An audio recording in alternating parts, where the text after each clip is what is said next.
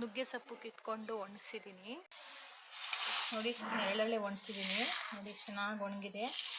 ಒಂದೊಂದು ಹೂವನ್ನು ಇತ್ತು, ಅದನ್ನು ಮಿಕ್ಸ್ ಮಾಡಿ ಒಣಗಿಸಿದ್ದೀನಿ. ಚೆನ್ನಾಗಿ ಒಣಗಿದೆ, ನೆರಳಲ್ಲೇ ಒಣಗಿಸಿರೋದು. ಮಿಕ್ಸಿ ಜಾರ್ಗೆ ಹಾಕ್ಕೊಳ್ತಾ ಇದ್ದೀನಿ.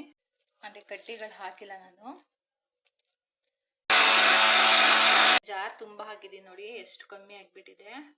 ಈಗ ಅದಕ್ಕೆ ಹಾಕ್ಕೊಳ್ತಾ ಇದ್ದೀನಿ. ತುಂಬ ಹಾಕಿದ್ದೀನಿ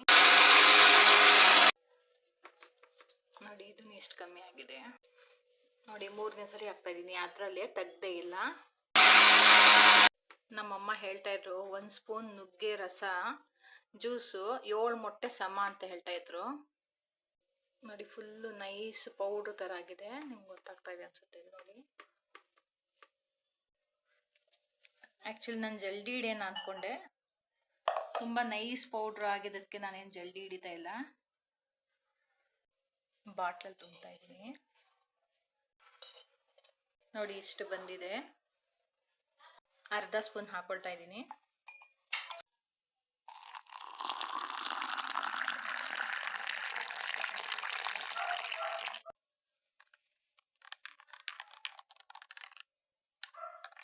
ಈ ಮಧ್ಯಾಹ್ನದೊತ್ತು ಟೀ, ಸಾಯಂಕಾಲ ಕಾಫಿ ಕುಡಿತಾರಲ್ಲ, ಅದ್ರ ಬದಲಿ ಈ ಥರ ಯಾವುದಾದ್ರೂ ಒಂದು ಎಲ್ಗನೋ ಇಲ್ಲ ನುಗ್ಗೆ ಸೊಪ್ಪಿನ ಪೌಡ್ರು ಇಲ್ಲ ಪುದೀನ ಎನಿ ಈ ಥರ ನಾವೇ ಮನೇಲಿ ಮಾಡ್ಕೊಂಡು ತೊಗೊಳೋದ್ರಲ್ಲಿ ನಮಗೂ ಹೆಲ್ತ್ ಬೆನಿಫಿಟ್ ಸಿಗುತ್ತೆ.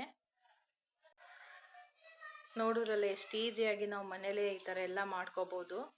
ಒಂದು ಔಷಧಿ ಗುಣಗಳು ಇರುತ್ತೆ, ಹಾಗೆ ಹೆಲ್ತಿನೇ ವೃದ್ಧಿ ಆಗುತ್ತೆ ನಮಗೆ. Thank you.